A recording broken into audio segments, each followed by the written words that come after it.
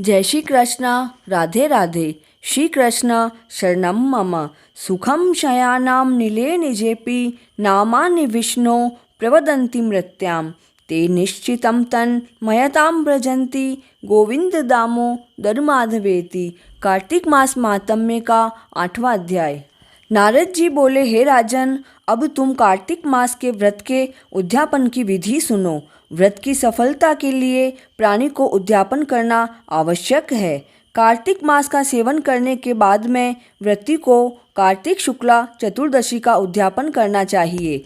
व्रत करने वाले को चाहिए कि वह तुलसी जी के ऊपर 4 द्वारों का एक मंडप बनावे। उसे मंडप के चारों द्वारों पर तोरण तथा बंदरवार बांधकर फूल और चंवर से सजाए। इनके ऊपर जय और विजय की मिट्टी की प्रतिमा स्थापित करे। तुलसी जी के पास 4 रंगों से विभूषित सर्वोदभद्र नामक चक्र बनाए। उस चक्र के ऊपर पंचरत्न और नारियल रखकर एक सुंदर कलश विष्णु की चतुर्भुजी प्रतिमा माता लक्ष्मी जी के साथ स्थापित करे। व्रत करने वाले को चाहिए कि वह द्वादशी को भगवान शयन से उठे, त्रयोदशी को देवताओं ने उनके दर्शन किए और चतुर्दशी को उनका पूजन किया।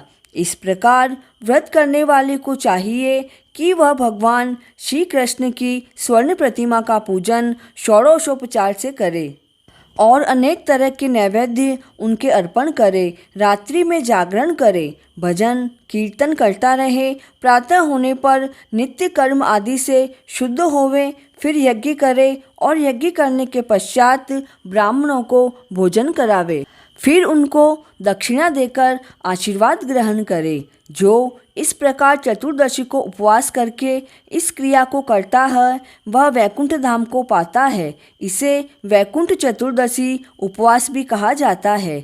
इसके महात्म्य को सर्वसमर्थ देवता और सहस्त्र मुख वाले शेष जी भी वर्णन नहीं कर सकते हैं।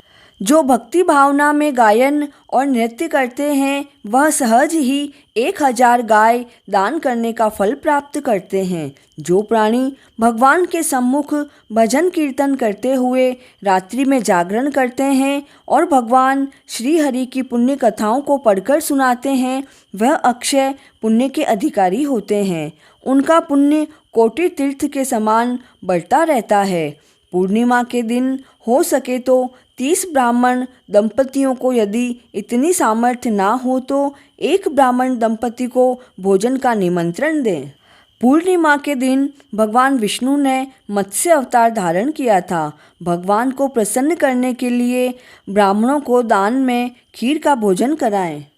अतो देवा मंत्र द्वारा हवन में खीर तिल की आहुतियाँ दे। उसके बाद ब्राह्मण दंपति को भगवान विष्णु व माता लक्ष्मी रूप मानकर खीर तथा अन्न का भोजन कराए।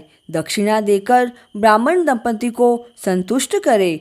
विधि विधान से कपिला गौ का पूजन करे और वेद पाठी ब्राह्मण दंपति को वस्त्र आभूषण आदि देकर प्रसन्न करे।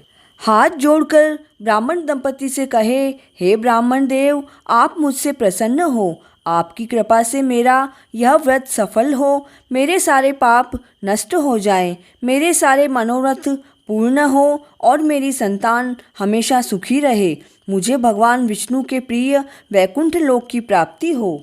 इस प्रकार क्षमा याचना करके और समस्त सामग्री गो सहित ब्राह्मण देव दंपति को प्रदान कर खुशी खुशी उनको विदा करे। उनको विदा कराकर स्वयं अपने बंधु बांधवों सहित भोजन ग्रहण करें। हे राजन, जो प्राणी इस प्रकार कार्तिक मास की उपासना करता है वह समस्त सुखों का इस लोक में भोग करता है और अंत में वैकुंठ लोक को जाता है। इन्हीं कारणों से कार्तिक मास का सेवन करने वाले प्राणी सर्वश्रेष्ठ कहे जाते हैं। उनके सामने पाप कांपते रहते हैं। जो प्राणी कार्तिक मास महात्म्य की कथा सुनते हैं अथवा कहते हैं वे दोनों ही उत्तम फल को पाते हैं। उनके जन्म जन्मांतरों के पाप सहज ही नष्ट हो जाते हैं। कार्तिक के ठाकुर श्री राधा दामोदर भगवान की जय हो। 8वां अध्याय संपूर्ण।